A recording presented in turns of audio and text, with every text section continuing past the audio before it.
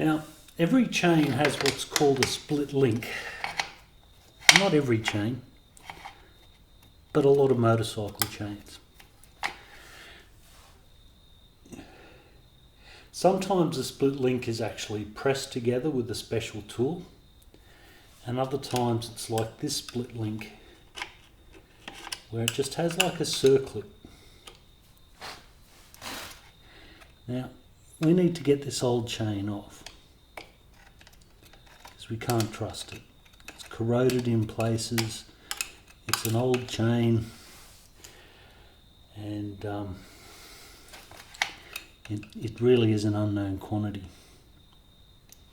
Now, when you're replacing chains and sprockets, you always should replace them as a set. So you replace all three items at once: front sprocket, rear sprocket, and chain. And if one of these items fails,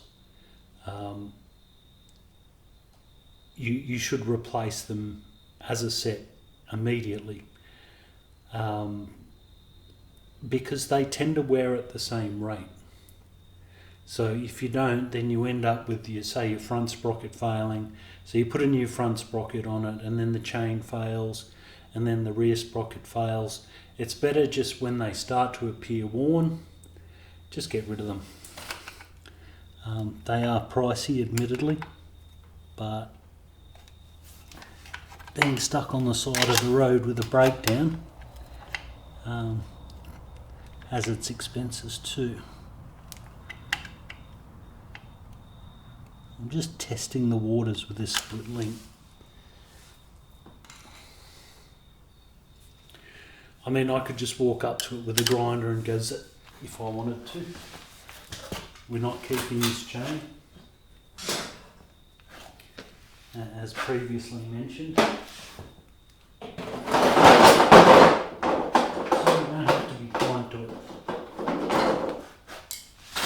It's of no value to us.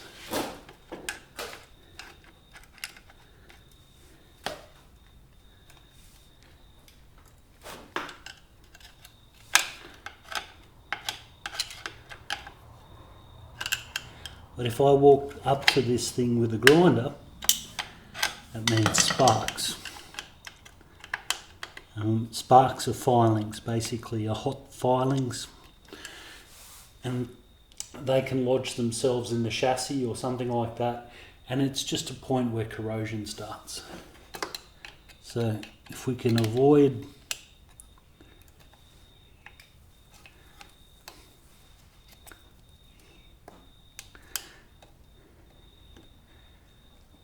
all the dramas that come with it, that's a good thing.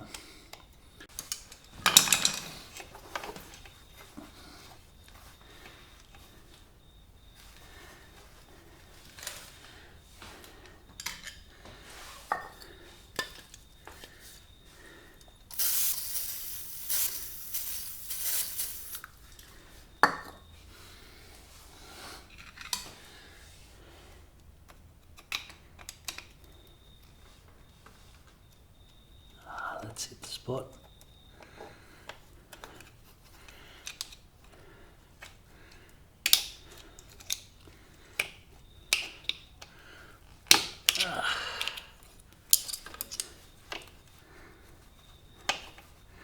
So that's what a split link looks like.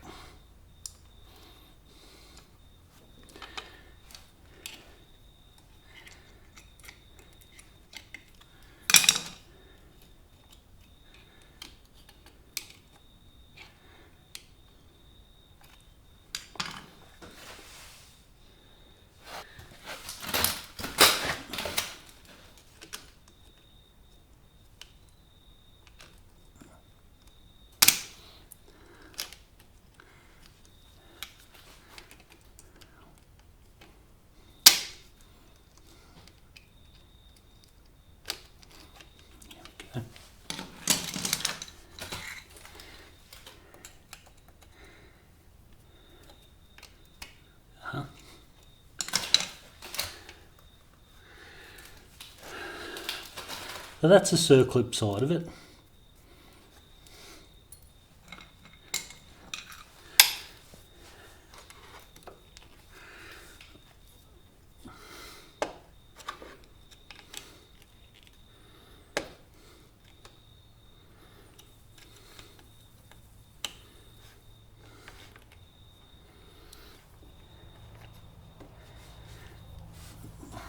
It doesn't want to let go, does it?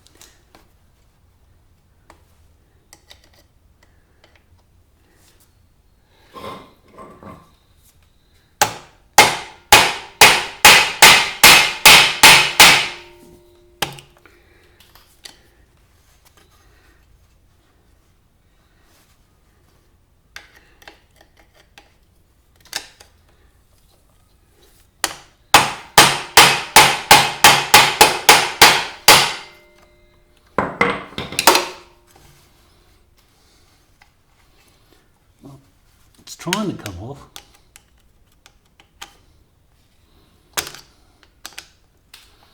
Kind of.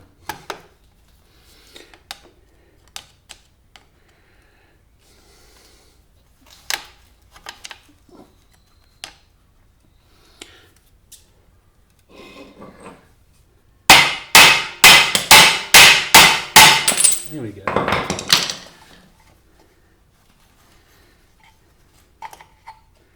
And there we have it. Alright, so from here we're going to install the back wheel. It should go together relatively easily.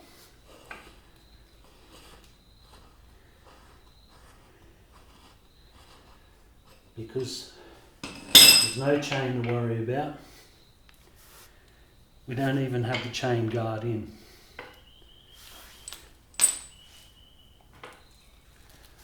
All we've got to do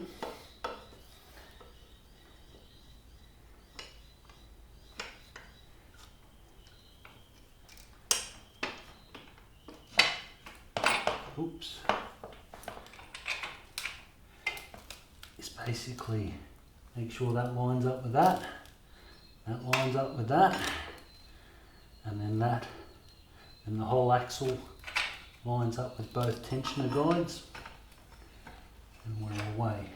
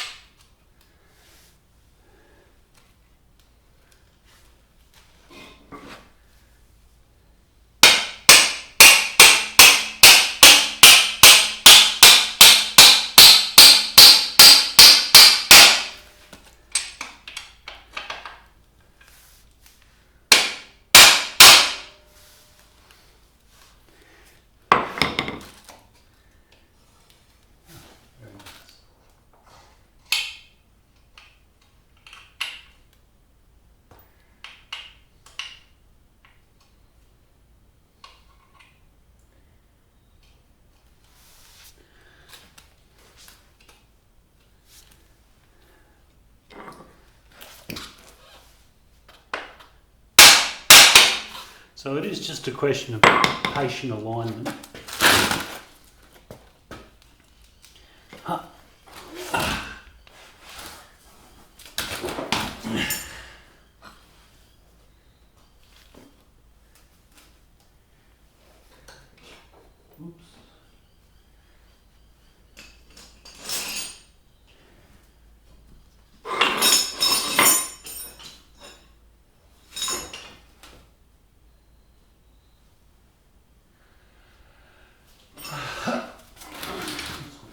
Sure that it's all lines up.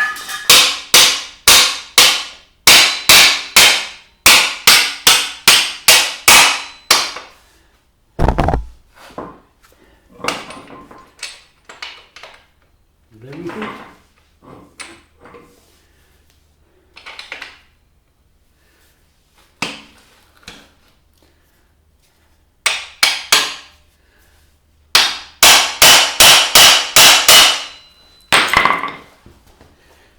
I don't know if you can tell, but I'm not hitting this hard. And that's definitely what you don't want to do.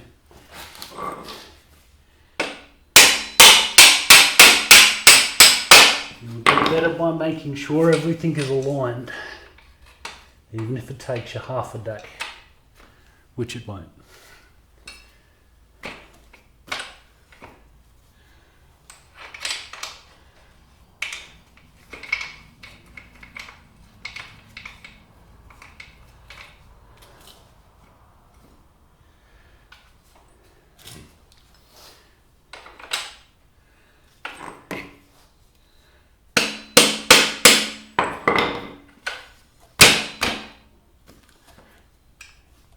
Now I'm just bringing that up against the tensioners because I want to be able to, I might be able to move the bike.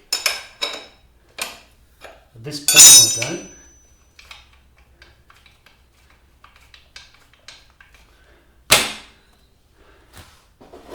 But plans change.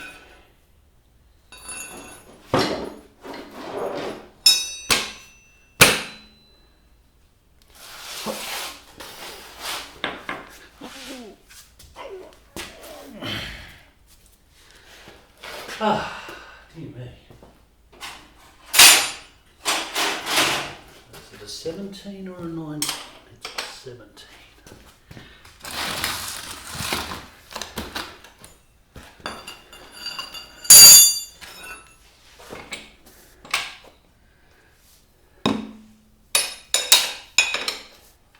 So I haven't really moved those tensioners, so theoretically,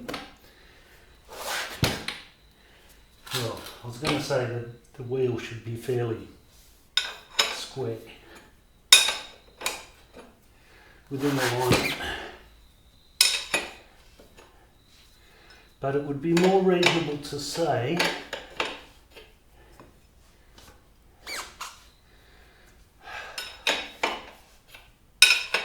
it is as well aligned as it was previously.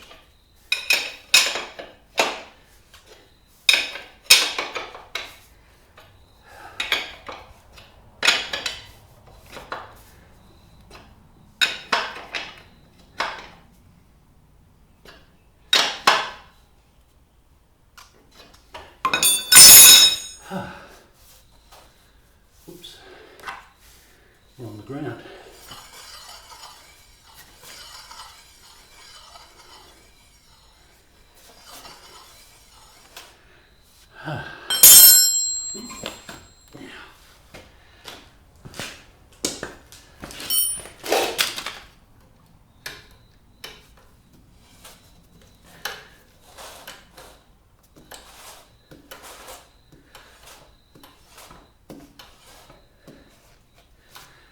Brakes operating, the wheels turning when we're not dragging on the ground.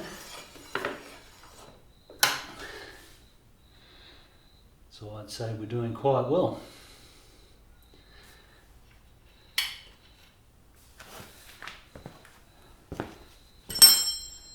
That would be the back wheel reinstalled, and that's where it's staying. This one isn't coming off again.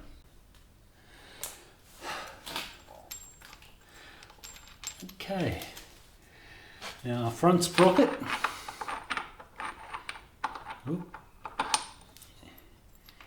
Very easy to fit.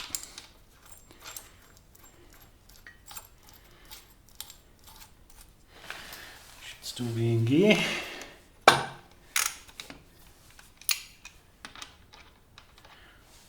It's definitely not a 17.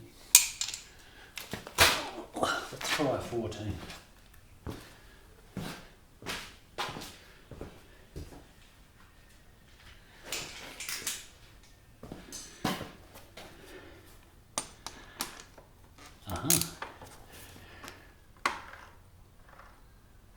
There we go.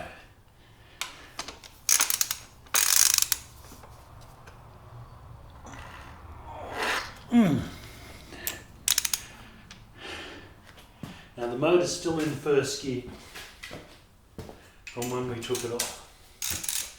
Nobody's changed that. So the front sprocket, easily done. I suppose we should look at the chain, shouldn't we? Wow, so is this like my first unboxing video? Probably not.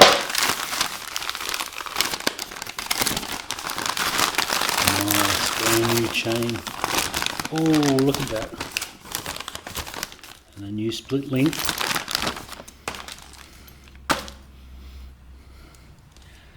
So, hopefully you can see in the background the original chain all stretched out.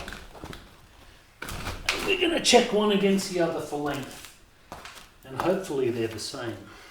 Because if not, we're going to have to chop the chain.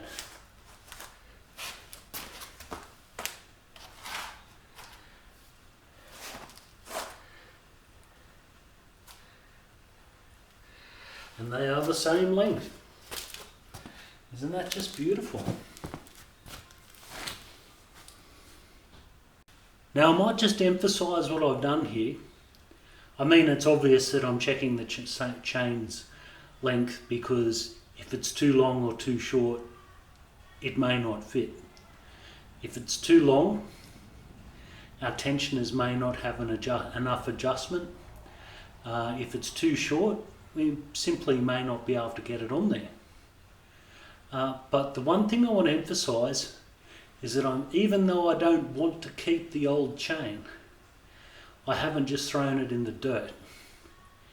That piece of flute board that it's sitting on, it's well travelled, but it's clean. There's no dirt or dust or crap on it, and you need to keep your chain clean, effectively. So let's finish up by fitting a chain. Okay, so let's just see how well this chain fits.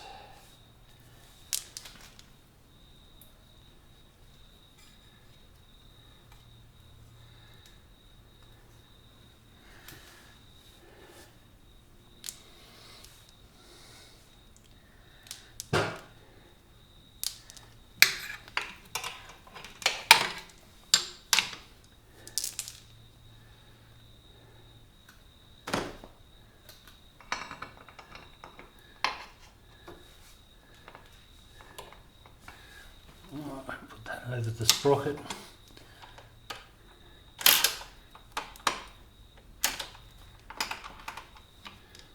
I don't have to worry about all these ends of this chain flopping around.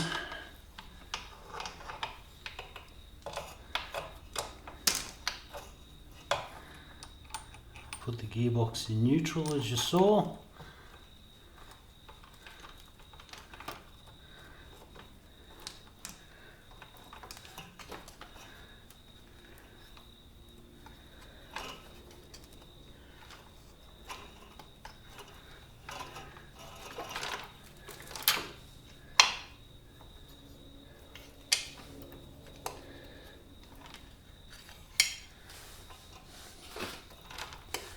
Now,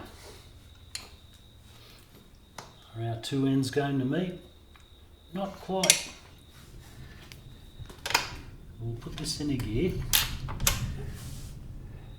Now we've effectively got our chain held and out of the dirt, which is pretty darn good, in my opinion.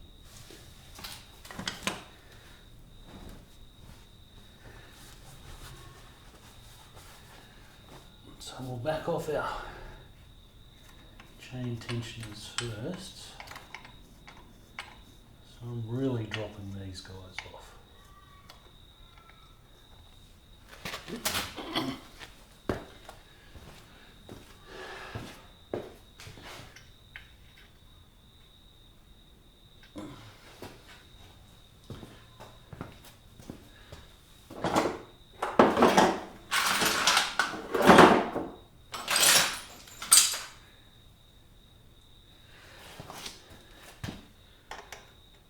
And up. 14.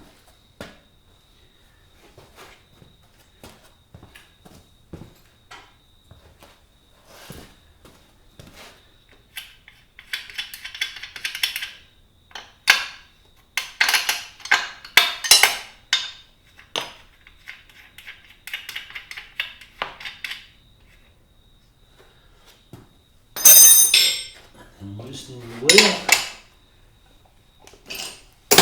Oops.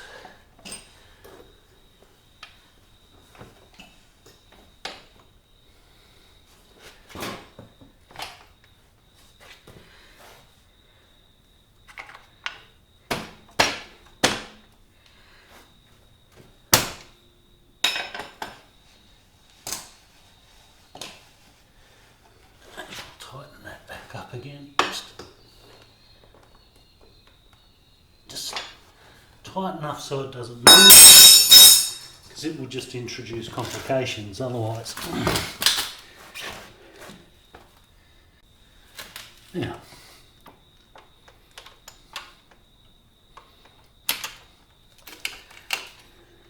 the two ends of our chain are definitely going to meet now, aren't they? Dear. Okay, so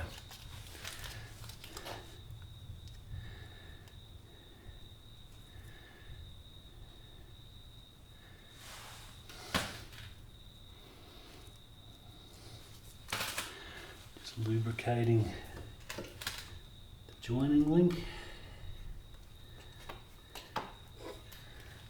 And we'll pop him on.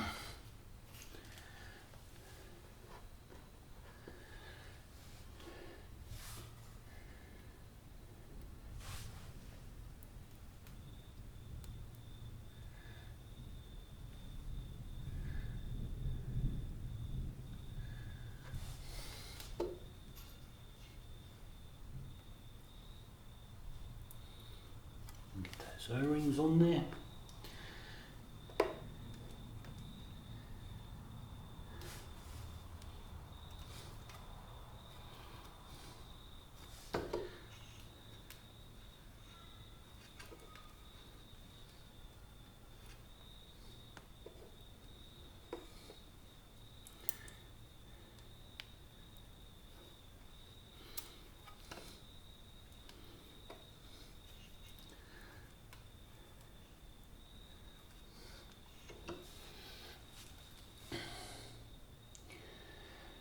Right.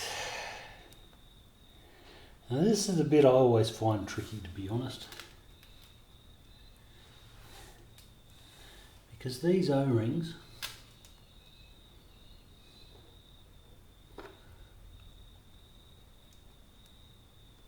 do need to be flattened out somewhat.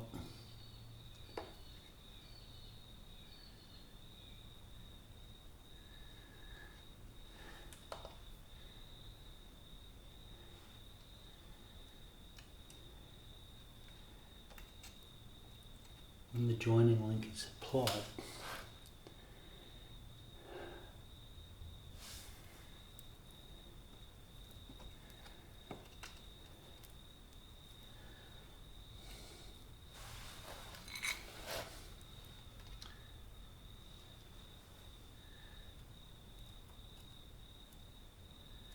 So you need to make sure that they're not sitting in the circlip groove, that they're right, that they're past the circlip groove and sitting where they should be.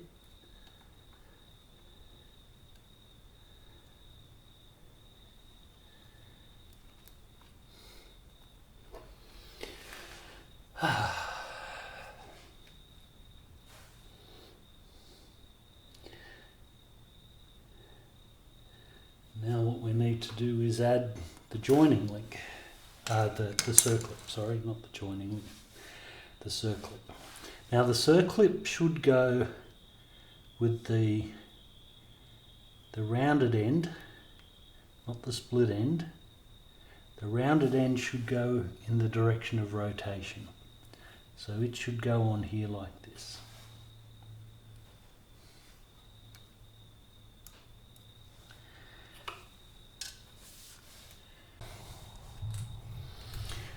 So here's one solution out of many that are out there for getting this O-ring chain split link on.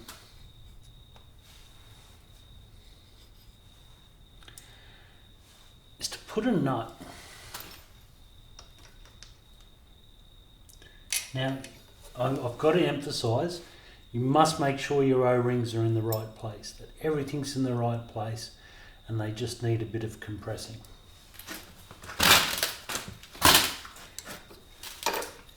So we put a nut over the particular joint.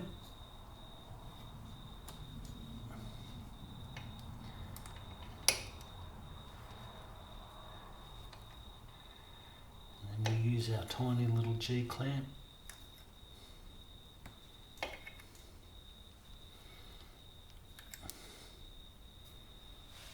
All together.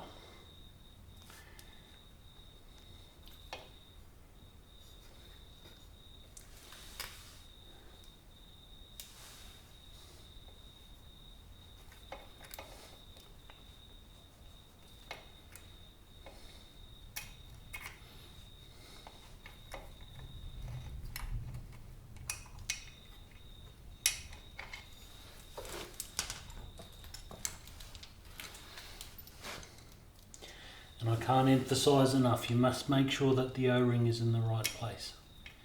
If you have an O-ring chain, which is an interesting point. I always buy O-ring chains because the lifespan of the chain is so much better than a standard chain.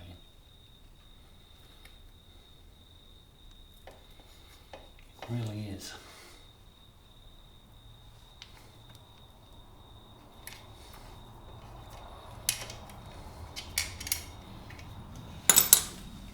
In fact, I often find that the chain is in excellent condition and the sprockets are worn out when I have to replace them, which is a bit of a temptation.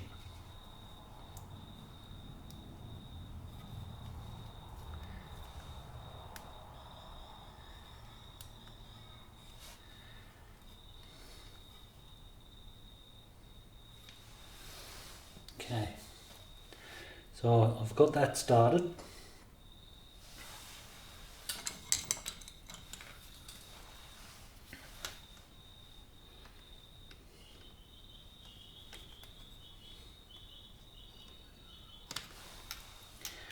What I need to do,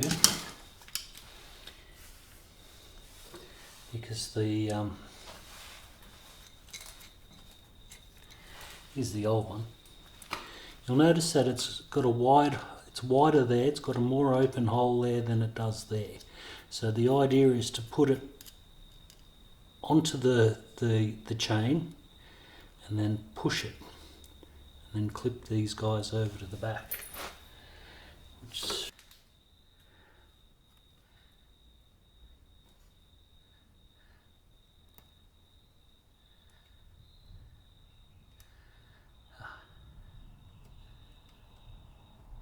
Now I probably should explain before I go overboard here.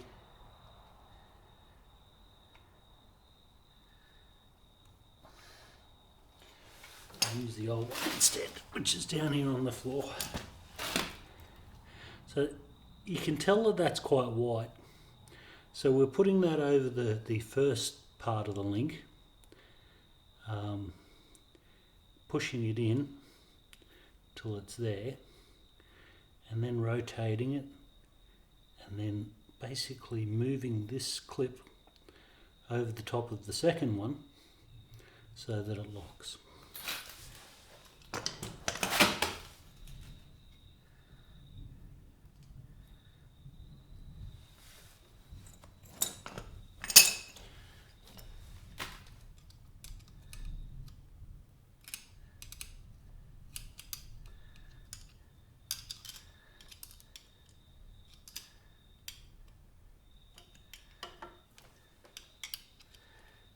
trying to keep my fingers out of the way, but I don't know if it's a happening thing.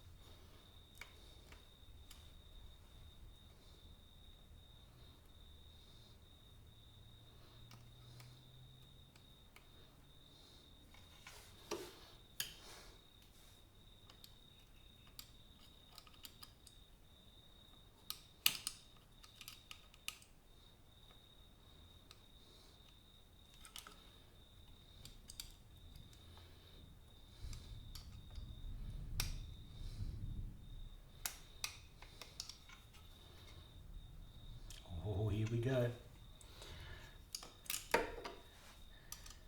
It's over the top. And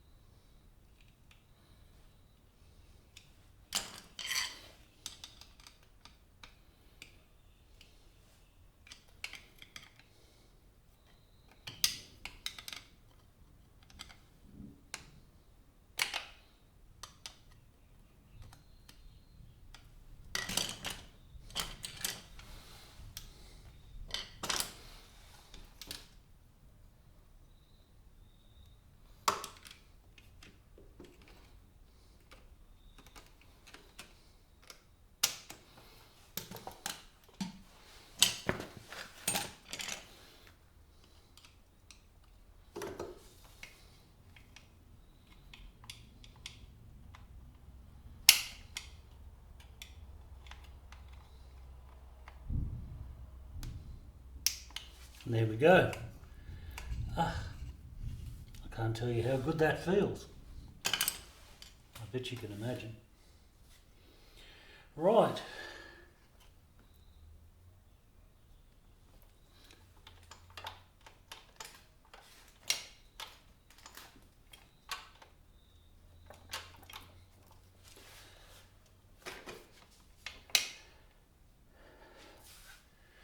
Probably time to push this wheel back.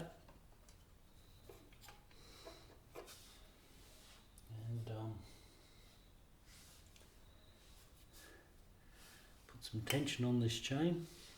I'm not going to lubricate the chain at this point.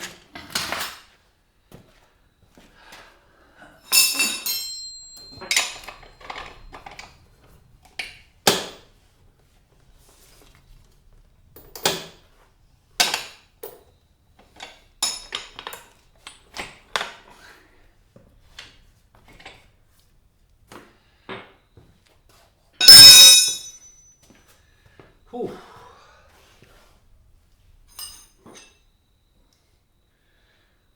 14.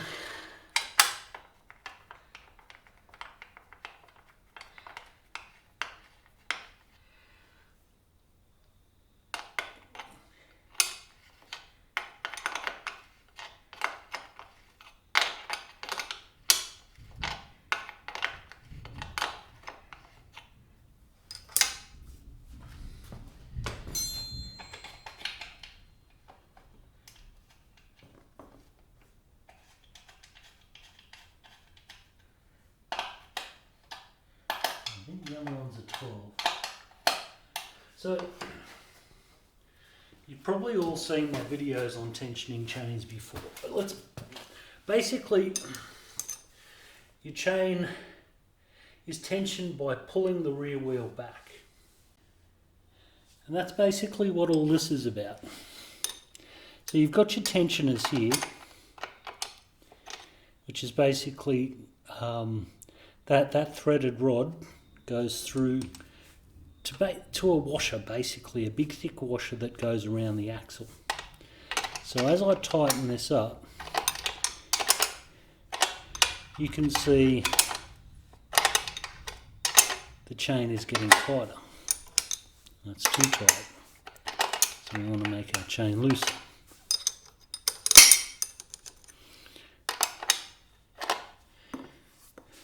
So we want about 20 mil of deflection.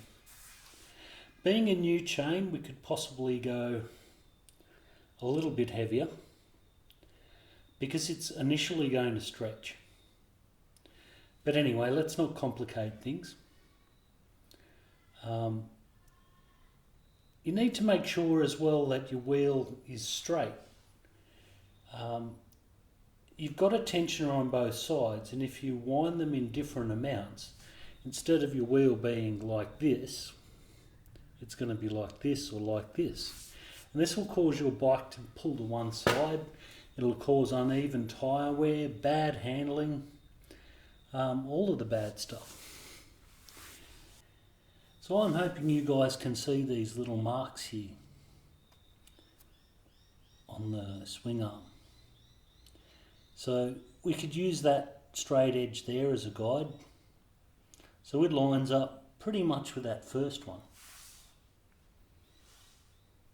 So if we go around to the other side of the bike, where we can see the same graduations,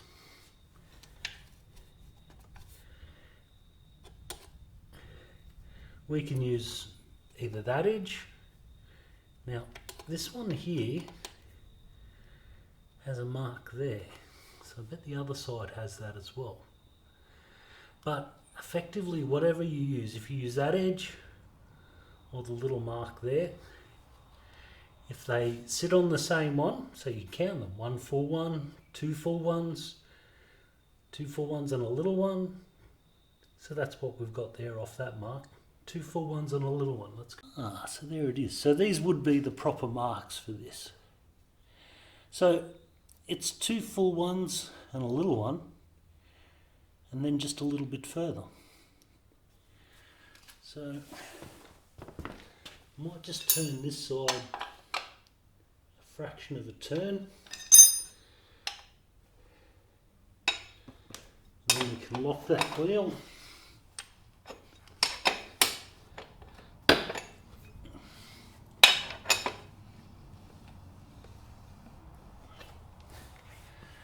Now this is actually going to be tightened up to run.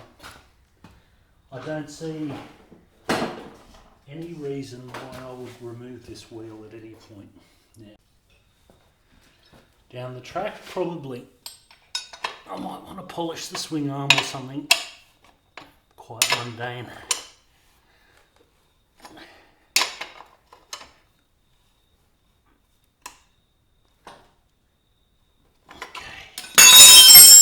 Nice.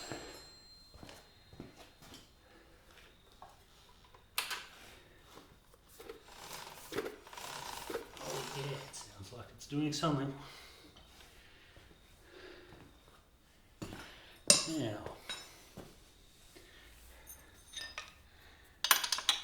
our 14. Is that a 13 or a 12?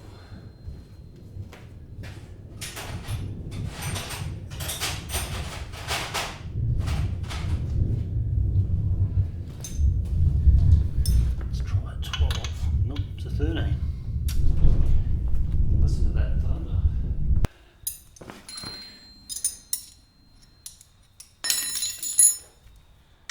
13, yep. Okay, so these guys just need to be nipped up firmly.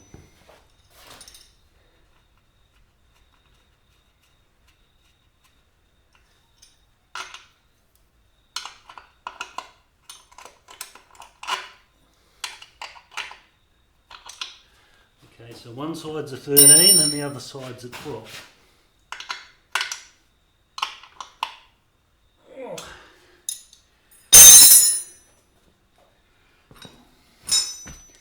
Now,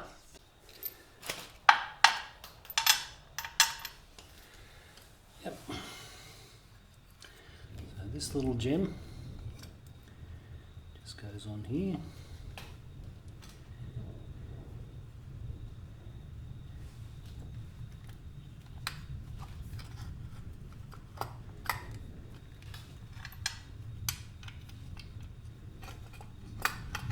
Oh, a bit of juggling.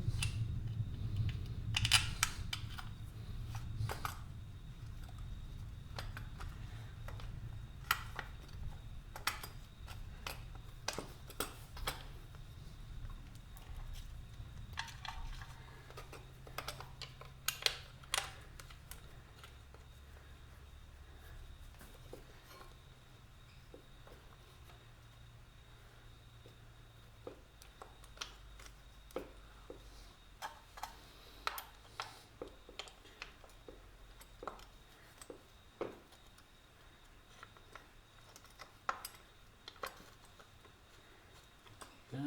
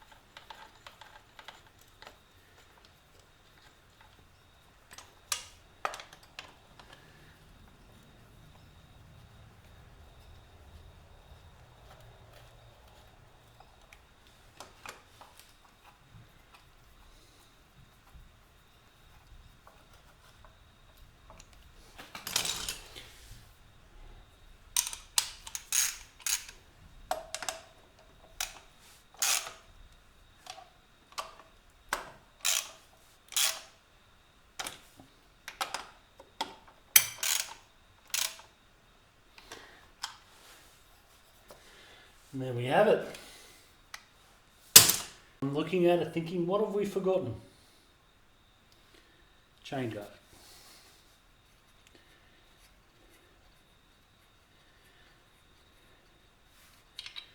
Now, from here our journey is going to start taking a different direction.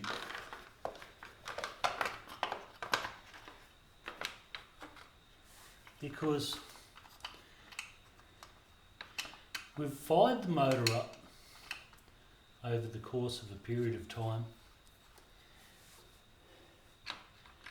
and it's healthy. We've done its valve clearances, cleaned up a carburetor leak, done a fair bit really. We've rebuilt both of these wheels and we still have to spend some time on the front brake. But from here, we're going to start looking at aesthetic things, making it a bit prettier. Because let's face it, as it sits, oops, it's certainly not going to pass rego. So we'll start with tidying up the exhaust, getting that mudguard on that we've been talking about so much.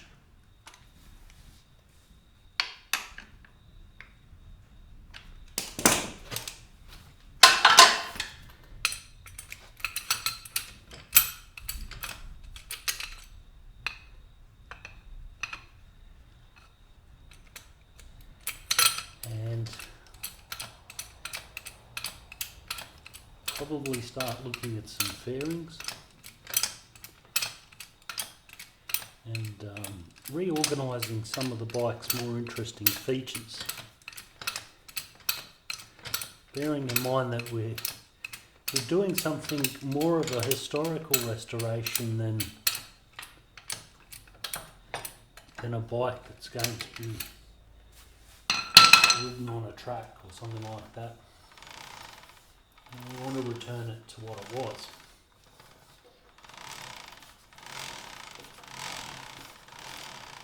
Ain't that nice? I like it. Yeah, the closer to factory the better. Unfortunately with fairings we're not going to fare so well. But because I couldn't get the original factory colours for this thing, I thought I'd go a little bit wild. So the fairings that I've chosen for this bike, they're pretty classical still. But you guys will find